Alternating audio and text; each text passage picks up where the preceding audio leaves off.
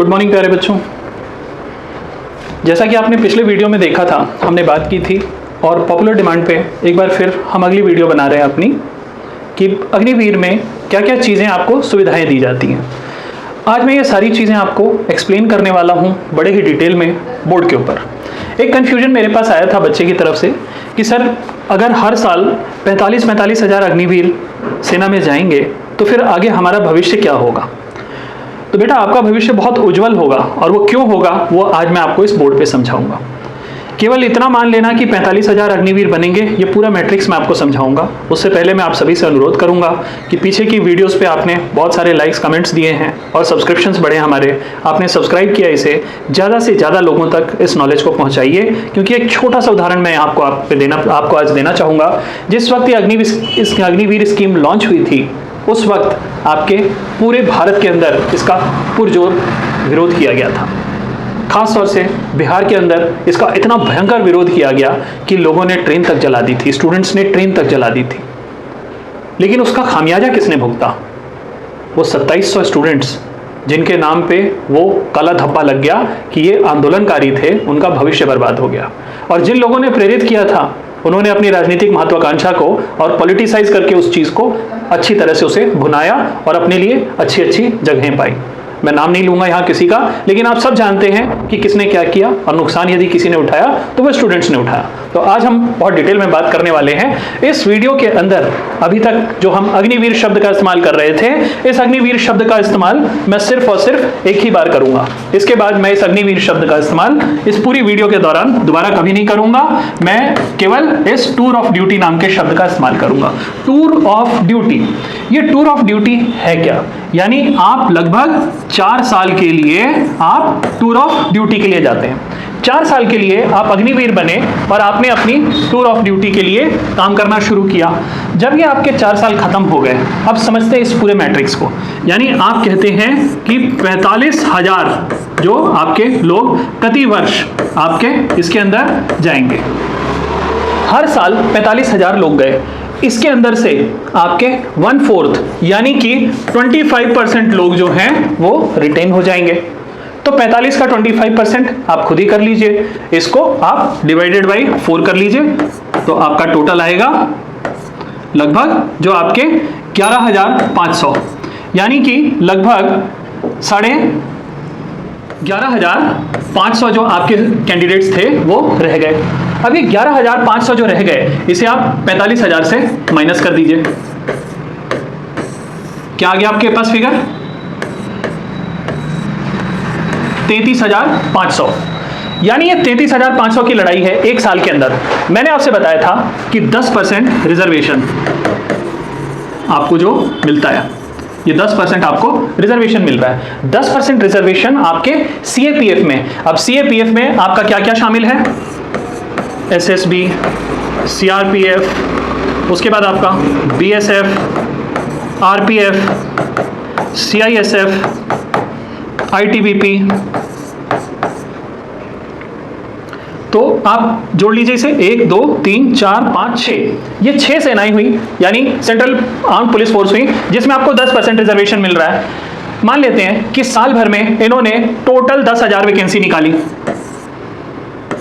10,000 इन्होंने वैकेंसी निकाली, इसको आप गुणा कर लीजिए 6 से, यानी कि आपकी लगभग 60,000 वैकेंसी आई। 60,000 का 10%, इसका जो आपका 10% आएगा वो आएगा आपका, इसका 10% वही आपका आ जाएगा टोटल 6,000 के आसपास। ये 6,000। अब ये 6,000 33,500 में से माइनस कर दीजिए आप, इसको 33,500 में से आप ये 6,000 माइनस कर दीजिए, आपका आ गया यहां पे 26,500। 26,500 की लड़ाई अभी बाकी है कि ये बेचारे कहां जाएंगे। अब हम बात करते हैं, यानी कि इन 6 जो सेनाएं थी इनको मिला के हमने तकरीबन 10% के हिसाब से 6,000 लोगों को सेट कर दिया, बचे हमारे 26,500। अब इस 26,500 के फिगर को हम आगे बढ़ाते हैं। मैंने आपको बताया था कि 10% रिजर्वेशन प्रादेशिक पुलिस सेवाओं में जो कि बीजेपी द्वारा शासित राज्य हैं, तो मान के चलते हैं एवरेज 20 बीजेपी द्वारा शासित राज्य, 20 राज्य। अब इन 20 राज्यों में आप मान के चलिए कि अगर 10,000 के हिसाब से भी वैकेंसी निकल रही हैं, 20 × 10,000 आपके टोटल हो गई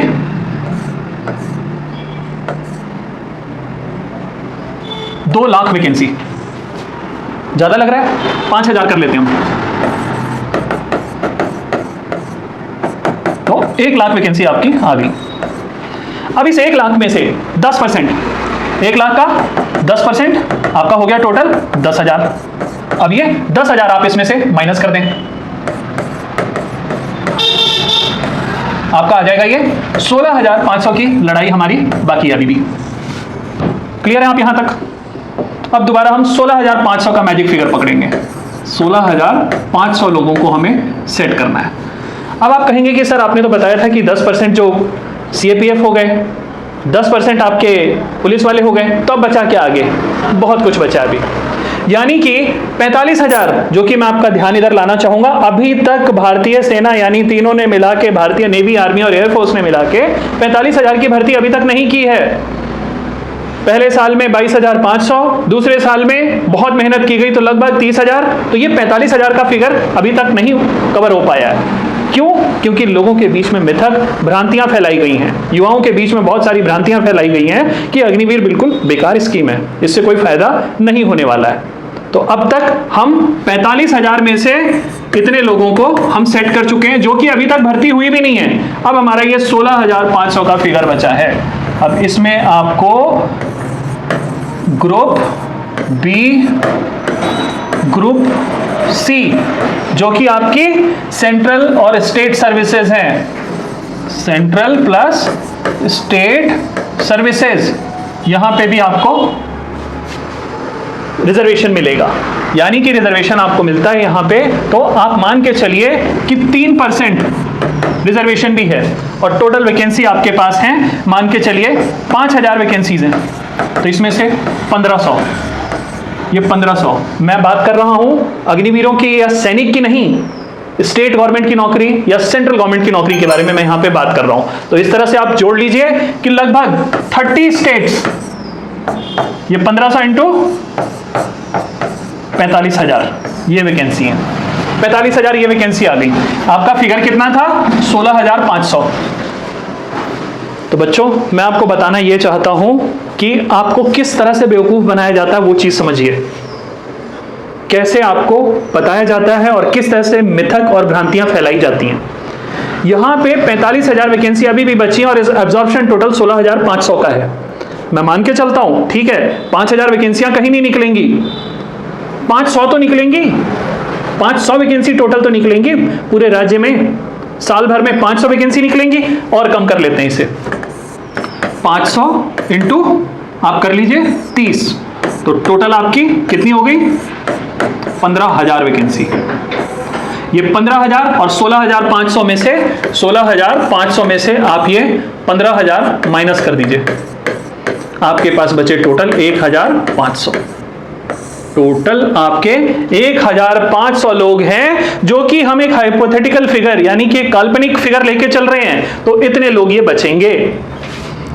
अब मुझे नहीं लगता कि आपको मुझे इसमें एक्सप्लेन करने की जरूरत है कि आपका क्या भविष्य होगा 4 साल करने के बाद, आपके पास क्या क्या चीजें होंगी वो समझिए आप।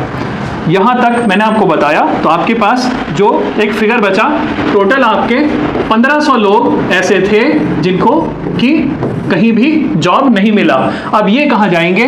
बिजनेस लाइन में, या फिर ये बनेंगे UPSC क्रैक करेंगे, या फिर PCS यानी स्टेट गवर्नमेंट की सर्विसेज, प्रोविंशियल सिविल सर्विसेज। उसके बाद ये जाएंगे किसमें? CAPF में बतौर अधिकारी। ये जो मैं आपको बता रहा हूं ये तीनों, ये अग्निवीर या सोल्जर नहीं है, अग्निवीर या सोल्जर ये नहीं है। ये जाएंगे क्या बनके? या तो ये बनके जाएंगे ऑफिसर्स या असिस्टेंट कमांडेंट।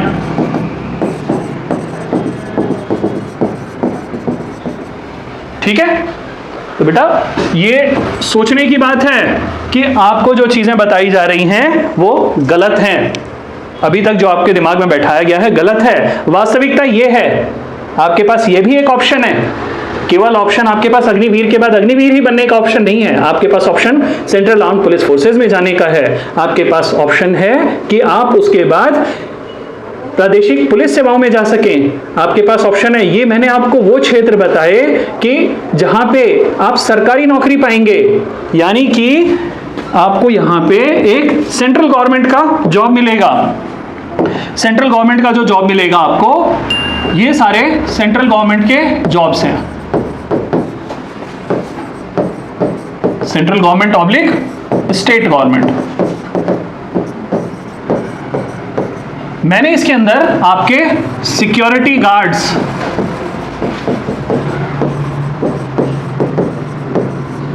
जो कि अगेन एक गवर्नमेंट सर्विस भी है, गवर्नमेंट ऑब्लिक कॉन्ट्रैक्चुअल। इसके बाद कॉरपोरेट,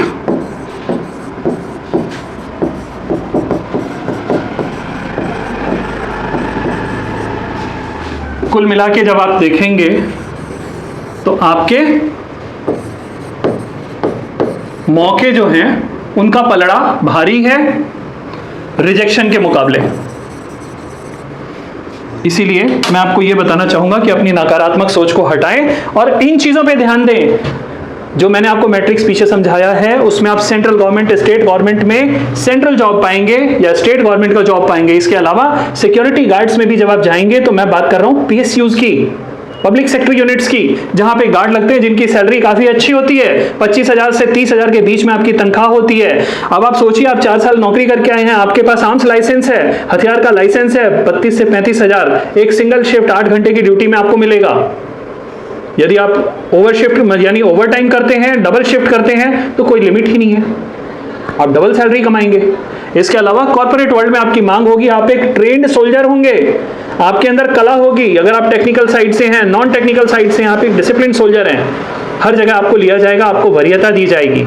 तो इस चीज को समझिए और किसी तरह की मिथक या भ्रांति में ना पड़िए। मुझे लगा कि ये चीज मुझे आपको समझानी चाहिए, इसीलिए मैंने ये वीडियो बनाई है। बहुत जल्दी अगली वीडियो जो कि डिमांड में थी, पिछले वीडियो में हमसे ये अनुरोध किया गया था कि सर अगली वीडियो आप इस बारे में बनाएं कि अभी तक आपने ये बताया है कि अग्निवीर को जो 10% रिजर्वेशन मिलता है वो सेम लेवल पे, यानी जिस क्लास में वो ज्वाइन करते हैं उसी क्लास में ज्वाइन करने के लिए आपने बताया। क्या संभावना है कि यदि अग्निवीर सेना के अंदर सिलेक्ट होते हैं तो उसके बाद वो अधिकारी बन सके?